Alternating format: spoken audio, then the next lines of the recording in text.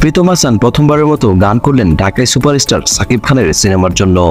কুরবানির ঈদে মুক্তি পেতে যাওয়া তুফান সিনেমায় থাকছে তার গান লাগে উড়া তুরা। এই টাইটেলের একটি গানে দেখা যায় আলো ঝলমলে ড্যান্স ফ্লোরে নায়িকা মিমি চক্রবর্তীর সঙ্গে জমিয়ে নাচ করছেন সাকিব খান। চমক হিসাবে গানটিতে এক মুহূর্তের জন্য দেখা গেছে প্রীতম হাসানকেও, তিনিও থাকছেন এই সিনেমায়। তবে শুধু গানের দিশে তার দেখা মিলবে সঙ্গীত শিল্পীর ভূমিকায়, এমনটাই ধারণা করা হচ্ছে। লাগে উড়া তুরা গানটির সুর সকলেরই পরিচিত। এটি বাউল রাজ্জাক দেওয়ানের লেখা আর সুর করা আমার ঘুম ভাঙায় গেল রে মরার কোকিলের আদলে তৈরি করা হয়েছে, যে গানে কণ্ঠ দিয়েছিলেন মমতাজ। স্বচ্ছতার জন্য গানের ডেসক্রিপশনে ক্রেডিট লাইনে রাজ্জাক দেওয়ানের নাম যুক্ত করা হয়েছে। তুফানে ব্যবহৃত গানটির কথা লিখেছেন রাসেল মাহমুদ আর শরীফুদ্দিন, সঙ্গীতায়োজন করেছেন প্রীতম, আর তার সঙ্গে কণ্ঠ দিয়েছেন গায়িকা অন্তরা রায়। পুরো গানটি খুব শীঘ্রই প্রকাশ করা হবে। এরই মধ্যে শেষ হয়েছে তুফান সিনেমার শুটিং।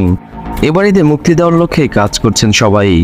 সবকিছু ঠিক থাকলে আসন্ন ঈদুল আজহায় ছবিটি বড় পর্দায় মুক্তি পাবে। এতে সাকিবের নায়িকা নাবিলা আর মিমি চক্রবর্তী, আর ভিলেন চরিত্রে আছেন চঞ্চল চৌধুরী আর বিশা সওদাগর। আশা করি সাকিব খানের তুফান সিনেমা এই ঈদে সুপার ডুপার হিট হবে। তার সিনেমার জন্য রইল শুভকামনা। ভিডিও ভালো লাগলে অবশ্যই লাইক দিবেন। পরবর্তী ভিডিওগুলো পেতে অবশ্যই চ্যানেলটি সাবস্ক্রাইব করে রাখবেন।